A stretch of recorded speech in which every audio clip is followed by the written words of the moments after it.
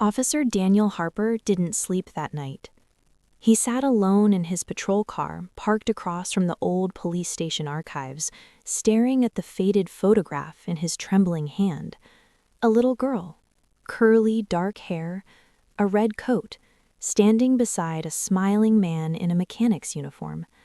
On the back of the photo, written in faded blue ink, were 4 words: "Wait where I left you." Daniel read the sentence again and again. His chest tightened, because the little girl in the photo was the same girl he had seen at bus stop 47, and according to the file, she had been missing for 24 years. Or at least, that's what everyone believed. Scene 1. The truth in the archive. At 2:13 a.m., Daniel returned to the station basement. The archive room smelled like dust, mildew, and forgotten mistakes. He laid every file across the table. Emily Carter, missing, age 8. Robert Carter, deceased. Martha Carter, interview records. Bus stop 47 incident reports. Case closed, presumed runaway/exposure. But one detail kept bothering him. The official report said Emily was last seen at 8:45 p.m. near the bus stop. Yet the weather report from that night, buried in a newspaper clipping, said a violent thunderstorm had started at 7:10 p.m. No mother would leave an 8-year-old child alone in a storm. No child would wait there for hours by choice. So why did the timeline feel wrong? Daniel kept digging, and then he found it. A sealed envelope tucked behind the original case folder, stamped in red, "Do not file." His pulse spiked. He opened it carefully. Inside was a recorded witness statement transcript from a gas station clerk named Helen Morris, a statement that had never been included in the case. Helen claimed she saw Helen Carter's father, Robert Carter, alive at 9:20 p.m., the same night he was supposedly killed in a car accident on the highway. Daniel froze. That was impossible. Robert Carter's body had been identified that same night. So who had died in that car? And if Robert was alive, why had Emily been left at bus stop 47? Scene 2. The hidden witness. By sunrise, Daniel drove straight to the outskirts of town. Helen Morris was 81 now.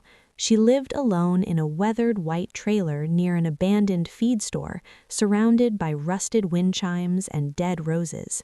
When she opened the door and saw Daniel's badge, her face changed. Not fear, recognition, like she had been waiting for this day. "I knew someone would come eventually," she whispered. Daniel showed her the photo. Her hands shook so hard she nearly dropped it. "That coat," she said softly. "I never forgot that coat." He asked her what really happened that night. Helen looked out the window for a long time before speaking.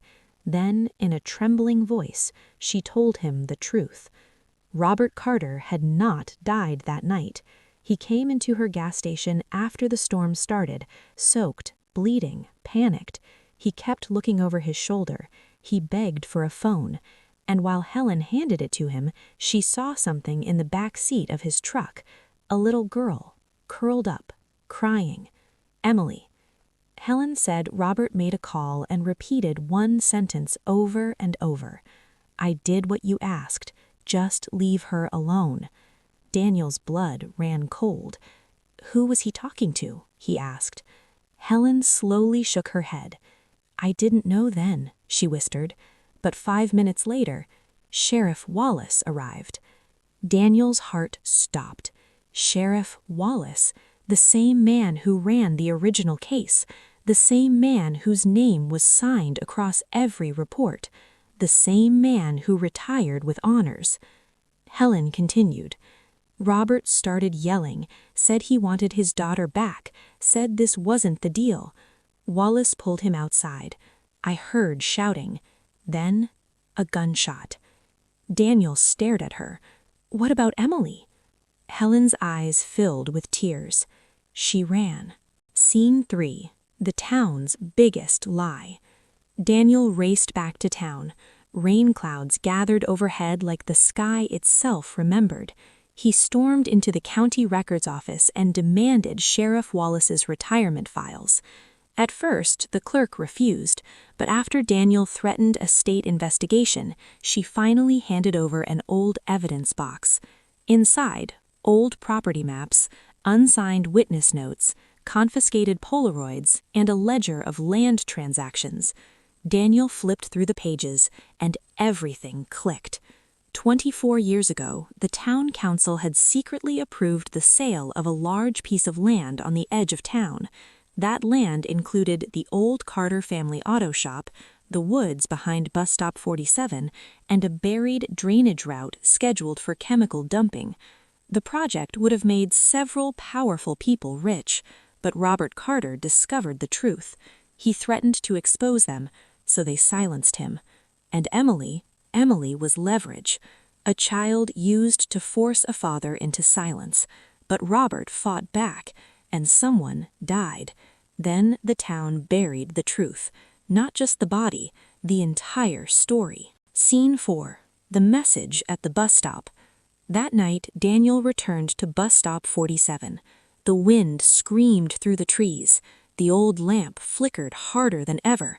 And at exactly 11:47 p.m., she appeared. The little girl in the red coat, standing exactly where she always stood. This time, Daniel didn't speak. He simply held up the photograph. Emily looked at it. For the first time, her expression changed. She stepped closer. Her lips moved. Daniel leaned in. Barely above a whisper, he heard. He came back. Daniel's breath caught. "What do you mean?" he asked. Tears filled her eyes. "He came back for me." Then she slowly lifted one small hand and pointed toward the woods behind the bus stop. The old woods no one entered anymore. The woods the town had fenced off years ago. The woods above the buried drainage route. Then she vanished. The street lamp exploded in a shower of sparks, and the entire road went dark. Scene 5. The woods behind Bus Stop 47. The next morning, Daniel returned with backup, but no one wanted to go into those woods, not after hearing what he claimed he saw. So he went alone. The forest behind Bus Stop 47 was dense and unnaturally silent. No birds, no wind, just the sound of his boots over wet leaves.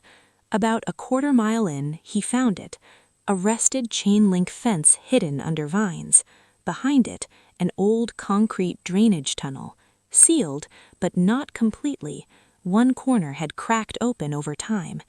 Inside, the air smelled like mud, metal, and something ancient. Daniel shined his flashlight deeper. Then he saw them. Scratches on the wall. Tiny scratches. Dozens of them, like a child had been trapped inside and clawed at the concrete. And below the scratches, written in faded crayon on the wall, "Daddy came back." Daniel stumbled backward, his entire body shaking. Then his flashlight beam hit something buried under collapsed dirt near the far end, a small red shoe, and beside it, human bones. Small bones, a child's remains. Emily Carter had been here all along, not at the bus stop, not wandering the roads, not alive. Waiting. Scene 6. The final confrontation. That discovery exploded across town. State police arrived. News vans flooded the roads. Old secrets cracked open like rotten wood.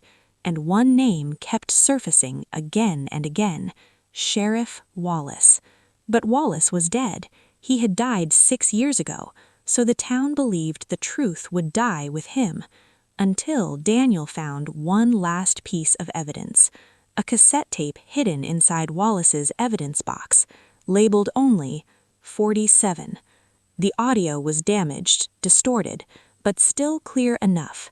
Voices, arguing, Robert Carter screaming, Wallace shouting, then a child crying, and finally, a gunshot.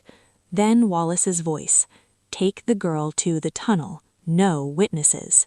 The room went silent as the tape ended. Every official present stared at Daniel, because this was no longer a ghost story.